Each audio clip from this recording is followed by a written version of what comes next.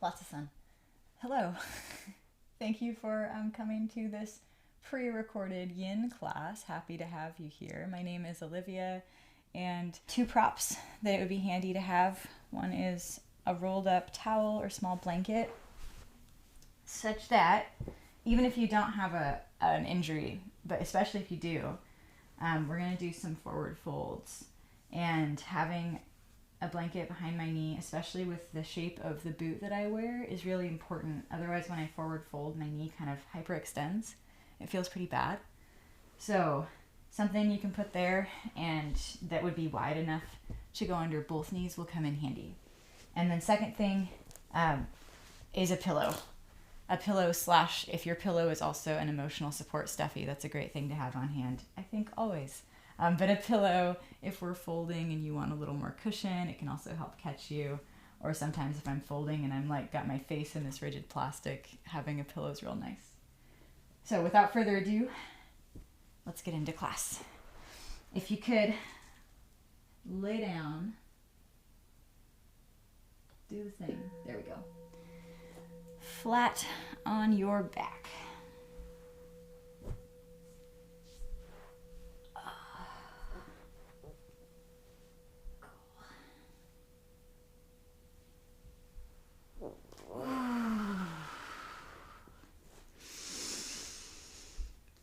This is just a first minute to arrive, feeling out what it's like to try and land symmetrically on your spine. It might feel good to stretch your arms up overhead, stretch your feet away from you to the extent that that is reasonable with your injury. Or like I said, you don't have to have an injury to practice, but that's, front and center in my mind. And after that stretch, just let yourself rest. I notice, first pose, banana asana. I'm going to bring my feet to the right of my space and my upper body and shoulders, keeping my back flat on the ground, just a little bit to the right as well. This doesn't feel good in everybody's shoulders and joints, so I really need you to use your own discernment. And know that in a yin practice, the idea is that we kind of go into a pose to an appropriate depth, so that means one that feels like a stretch, but no pain, no numbness, no stabbing, just a nice stretch. We try to stay pretty still in that, knowing that we're breathing, we're digesting, our bodies are always moving a little bit, but the idea is you find a depth that you can maintain, and then we're just going to stay there. The way I have this set up, I've got that nice little bell is going to go off every 2 minutes. So every 2 minutes we'll just gently change shapes, and since it takes a bit to transition, we're probably only going to be in each shape for about 90 seconds, which is kind of on the lower end of a yin hold duration. So if you really like a shape, you want to stay there, I hope you will. You can pause the video. This is just the Insight Timer meditation app. It is free. You can download it and you can set up your own intervals at home. And that's a lot of how I practice my yin practices these days.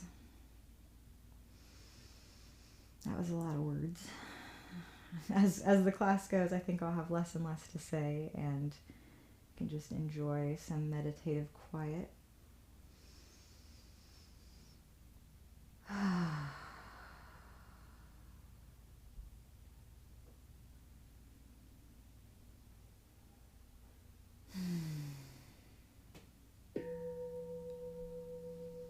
Like I said, we'll have time gently transition to the other side of this banana asana, or sometimes called like a crescent moon pose. If you've got an injury and your body's been working around that asymmetry, it's very possible, even probable, that your different sides might feel pretty different, and that's okay. So just find the shape that works, that gives you a pleasant stretch on this side.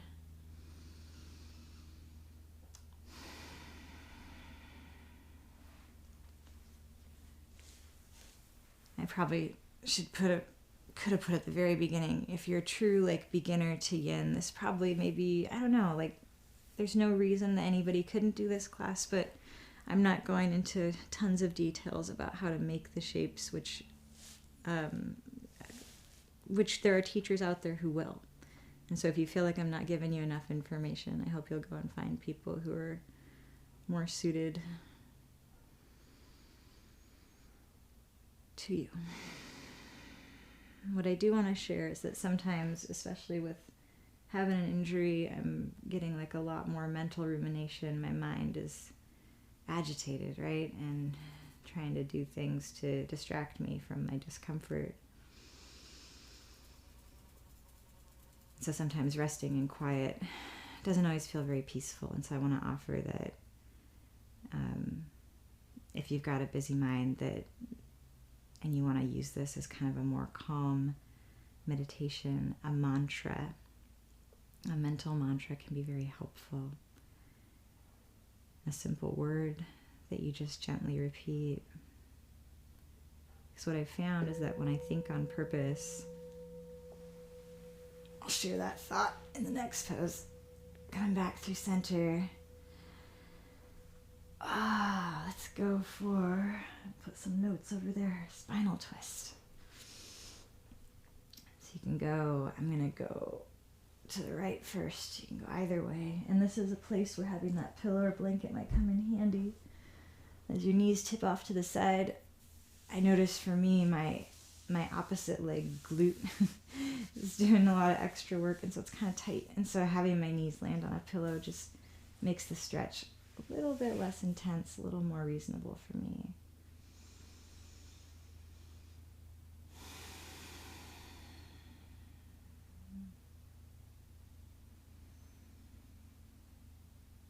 I was saying something about a mantra. Mantras can be lovely if you have a mind that likes to think, and I think that's most of us. Thinking something on purpose, it can help to pause those ruminations and not fighting with them, not engaging with them too much. I'll share. I feel like a little slightly embarrassed, but the mantra I use the most is just self-love. And I like to pair it with my breath. So as I notice an in-breath, I might think self, and as I notice an out-breath, love.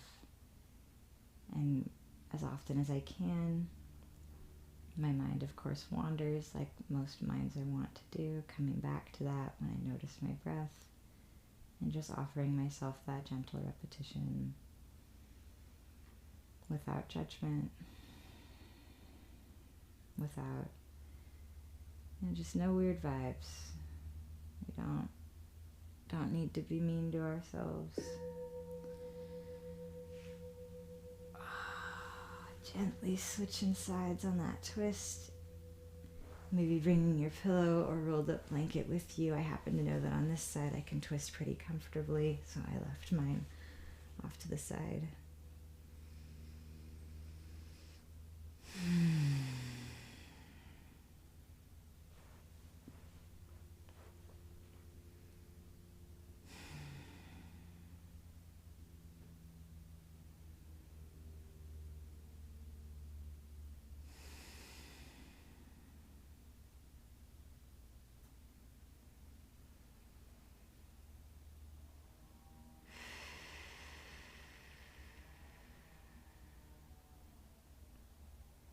I'll share just a couple little somatic things here and there. If you're feeling agitated, one thing that can be soothing for a lot of nervous systems is to notice your exhale and to extend it. Just breathing out fully and a little slowly, a little slower than your inhale. In our nervous systems, the inhale tends to be more activating, and the exhale a little more relaxing. This has to do with how our sympathetic and parasympathetic branches of the nervous system function. If you have the opposite, you're feeling kind of maybe depressed, lethargic, and you'd like to bring in a little more energy, maybe wake up a little bit more, in that case, more of a like noticing your inhale, bringing it in a little sharply. It can be a little activating. I'm not going to do a whole breath class here. But... okay. We gently bring ourselves up to sitting.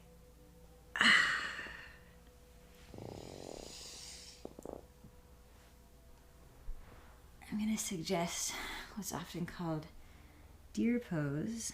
So this just looks like tipping both knees to face the same direction. This gives me a really nice groin stretch, which I benefit from, especially right now. If this feels weird on the leg with the boot, that rolled up blanket under the knee or under the inner groin might feel like good support. For me, oddly enough, it's comfortable to just lay it down. And then you can, if you've got the flexibility for it, no worries if you don't, leaning forward.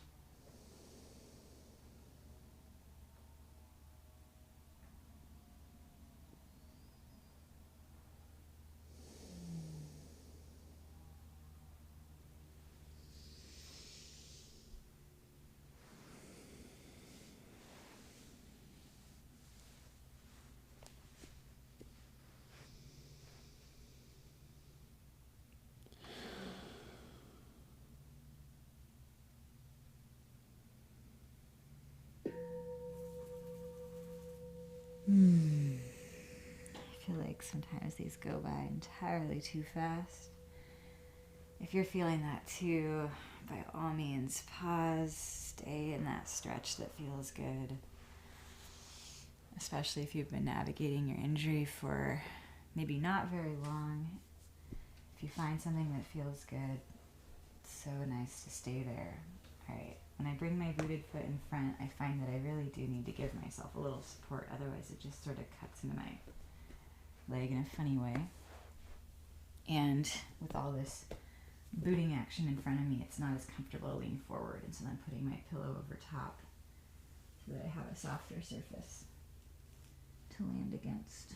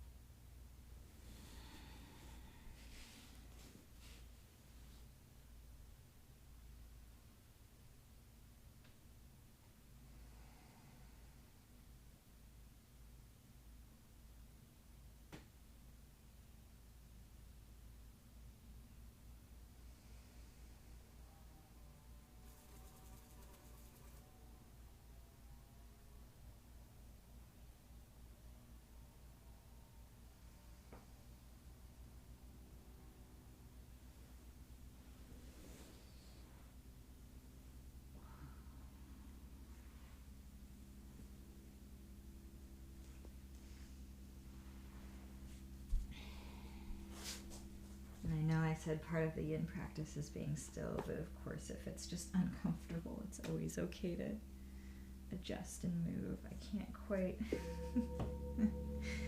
get that in the way that I wanted it. I'll have to keep playing around. All right.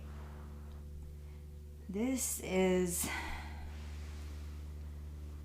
more of that inner groin stretch. I think just because of how I'm walking with my boot, I really need these right now. If it's not for you, it's just 2 minutes. Maybe you've got another stretch you want to do for 2 minutes and then join later. But so sorry I didn't quite explain what I'm doing, but hopefully you looked at the video. just kind of centered, kind of in the direction of, like, I've got my pelvis kind of centered in between my thighs.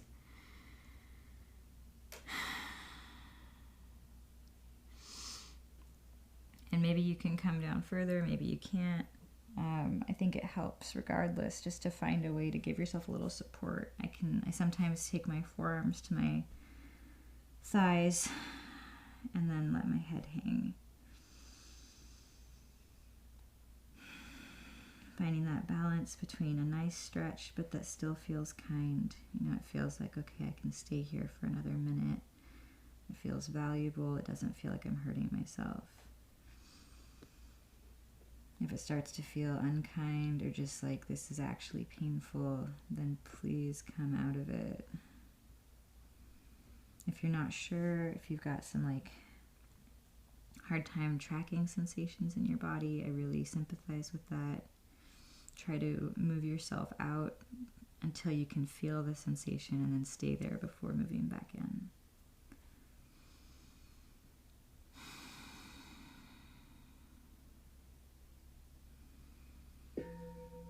Alright, I'm going to keep my legs as they are, turn my torso to face over my extended leg, lean forward for more of a hamstring stretch.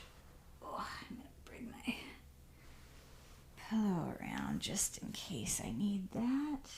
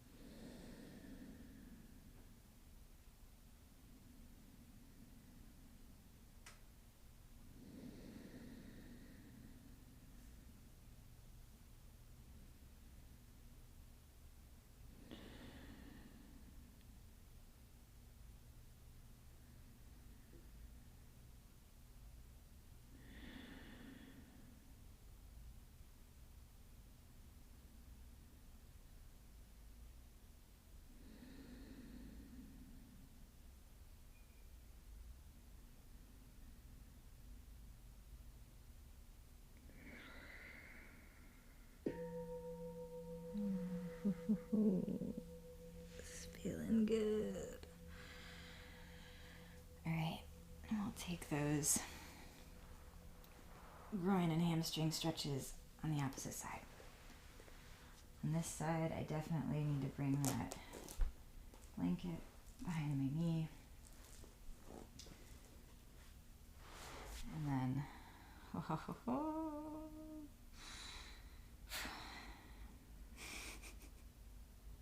it's a good stretch.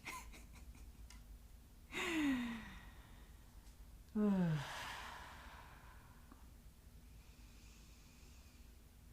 kind of wish I'd offered this earlier on, but of course there's alternatives to having the knee bent back. You could have it bent forward, you could just sit in a V. But I like to,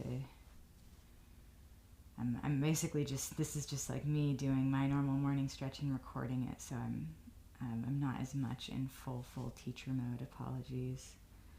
I trust that you are taking care of yourself well this far into class.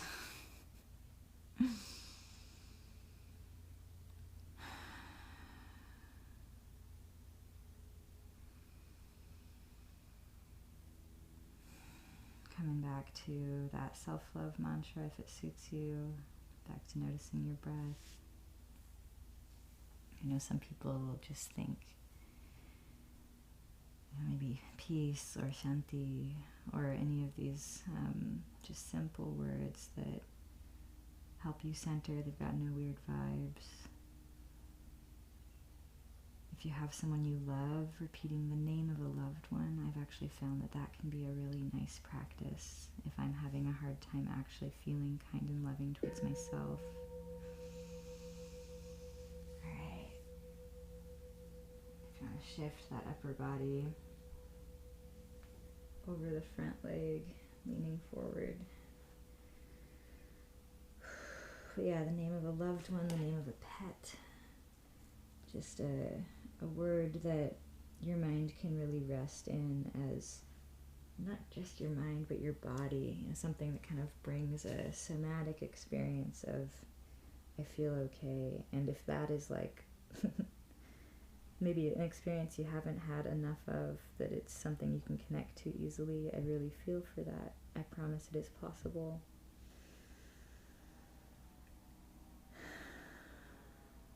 I'll put some links in the description below for resources that have helped me build sort of safe somatic awareness.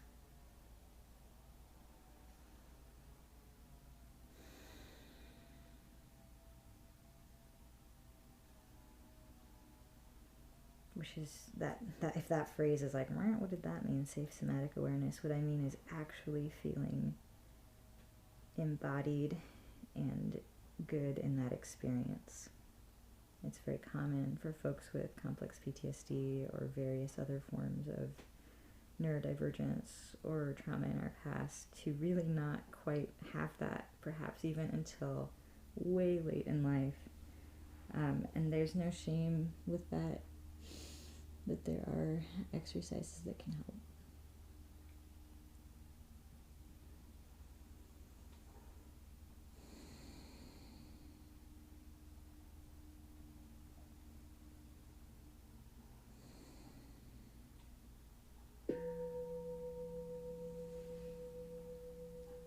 Okay.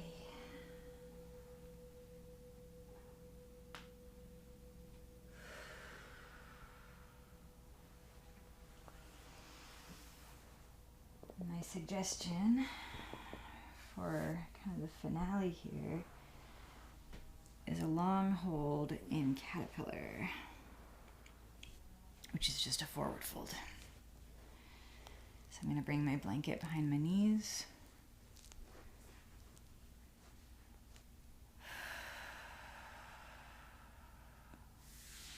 It can help to bring the flesh behind your sit bones.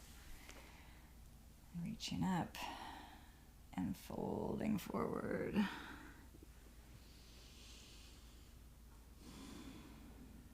I'm going to hold this through 2 of those bell cycles, which will make it 4 minutes. I've been holding most of these other ones for probably about 90 seconds to 2 minutes, depending just on how long you're taking to transition. Here we go. If the boot's not comfortable, something under the forehead is nice.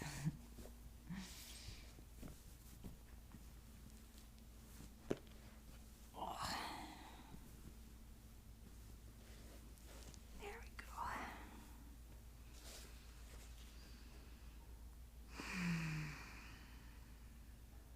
This seated forward fold stretches the whole posterior, the whole back line of the body. And I'm just finding this at any time it feels nice, but especially with an injury, kind of navigating the world with a bit of a limp, just a little extra awkwardness. Things that bring an even stretch along my whole spine are feeling, they're challenging, right? It's not entirely comfortable, but it's a nice stretch. And if you, like me, sort of turned your head off to the side, you might turn your neck to the other side as we finish this stretch out.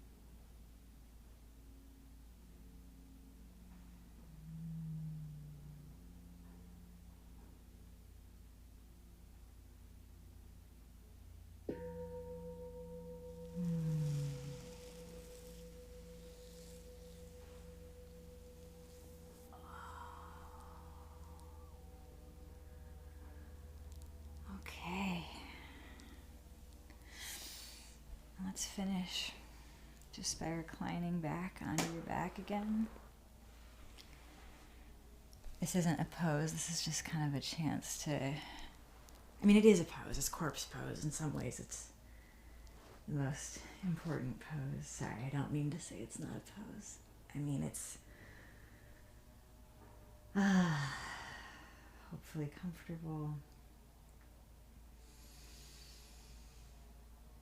This is effectively the end of class. I don't have much else to say or to share. I think that it can feel nice to come back to where we started. Feel yourself supported by the ground. Maybe you're feeling in your body, is there somewhere that would have liked a bit more attention, or maybe somewhere that feels a little overstretched? It might feel nice to bring not just your awareness, but perhaps your hands to any place that feels like a lot of sensation right now. For me, it's my left glute. It's just doing a lot of extra work to help me move around in this sort of limping position. And